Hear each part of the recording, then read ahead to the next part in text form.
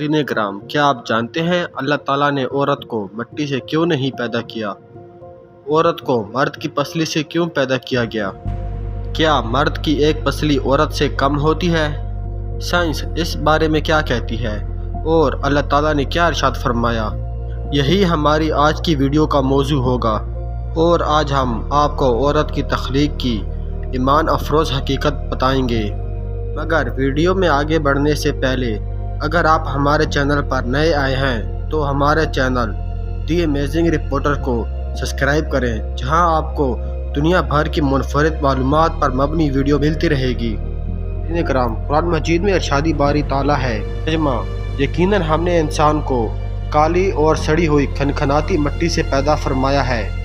جب اللہ تعالیٰ نے حضرت آدم علیہ السلام کو پیدا کرنے کا ارادہ فرمایا اور حضرت اسرائیل علیہ السلام کو حکم دیا زمین سے ایک مٹھی مٹی لائی جائے، حضرت اسرائیل علیہ السلام نے آسمان سے اتر کر زمین سے ایک مٹھی مٹی اٹھائی تو پوری زمین کی اوپری پرد چھلکے کی مانند اتر کر آپ کی مٹھی میں آ گئی، جس میں 60 رنگوں اور مختلف کیفیتوں والی مٹی تھی، یعنی سفید، سرخ، سیاہ، زرد رنگوں والی، نرم سخت، شیرین تلخ، نمکین پھیکی وغیرہ کیفیتوں والی مٹیاں تھیں۔ کچھ عرصے بعد اللہ تعالیٰ نے حضرت آدم علیہ السلام کی دائیں پسلی سے ایک عورت پیدا کی، جس کا نام حوا علیہ السلام رکھا۔ حضرت حوا اس دنیا میں تشریف لانے والی پہلی عورت تھی۔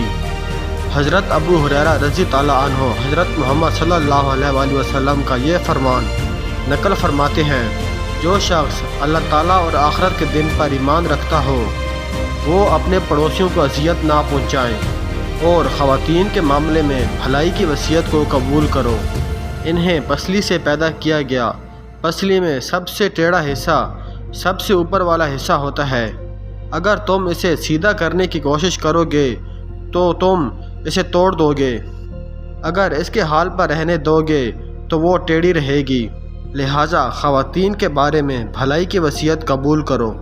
ناظرین کرام، حضرت محمد صلی اللہ علیہ وآلہ وسلم نے بہت سے معاملات میں عورتوں اور بچوں کا ایک حکم رکھا، جیسا کہ باجماعت نماز کا مسئلہ، جمعے کا مسئلہ وغیرہ۔ تو شاید اس میں بھی اس بات کی طرف اشارہ ہے کہ عورتوں کے ساتھ بھی بچوں کی طرح نرم رویہ اختیار کرنا چاہیے۔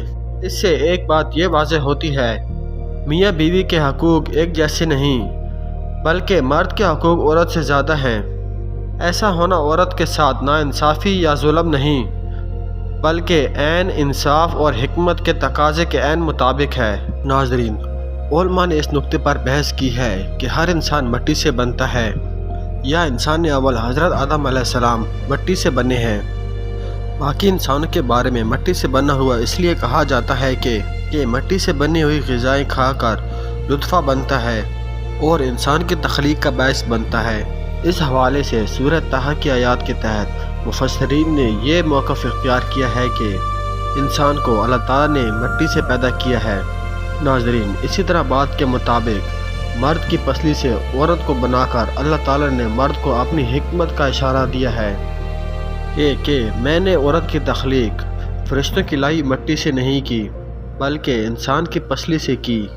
میں نے تمہارے جسم سے اسے نکالا کہ عورت کا تقدس اور پردہ قائم رہے، فرشتوں کو بھی خبر نہ ہو کہ زمین کی کس مٹی سے لائی ہوئی عورت کی تخلیق ہوئی، یعنی عورت کی تقدس کی حد تو دیکھیں کہ فرشتوں سے بھی عورت کی بناوٹ کا پردہ برقرار رکھا گیا، اور پہلی عورت حضرت حوا علیہ السلام حضرت آدم علیہ السلام کی پسلی سے نکلی اور وہ اس کے نکاح میں آئی۔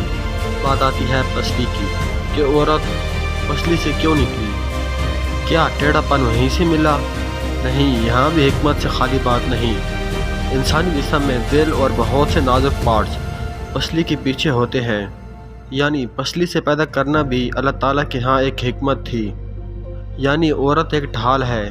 ان نازک پارٹ کے لیے اللہ تعالیٰ نے عورت کو پسلی سے نکال کر نہیں بنایا کہ عورت میں ٹیڑھا پن آ جائے، بلکہ اللہ تعالیٰ نے عورت کو پسلی سے تخلیق کر کے یہ بات سمجھا دی کہ عورت وقت پڑنے پر ڈھال بھی بن سکتی ہے۔ عورت ماں، بہن، بیوی اور بیٹی بھی ہے۔ کسی کی عزت کو مت اچھالیں، جتنا ہو سکے ہر بات میں مثبت پہلو تلاش کریں۔ بعض لوگ یہ بھی کہتے ہیں کہ عورت اس مرد کی پسلی سے پیدا کی جاتی ہے جس سے اس کا نکاح ہوتا ہے۔ احادیث اور مفسرین کے مطابق ایسی کوئی بھی بات نہیں ہے، اس بات میں کوئی بھی حقیقت نہیں، لہٰذا مرد اور عورت کی پسلیوں کی تعداد برابر ہوتی ہے۔ یہ بات بھی سامنے آتی ہے کہ مرد کی پسلیوں کی تعداد کم ہوتی ہے کیونکہ وہاں سے عورت پیدا کی گئی ہے، یہ بات بھی بالکل غلط ہے، مگر صحیح حدیث ہے کہ عورت کو مرد کی پسلی سے پیدا فرمایا ہے۔ ناظرین، اس امید کے ساتھ اجازت دیجیے، آپ کو ہماری ویڈیو پسند آئی ہوگی۔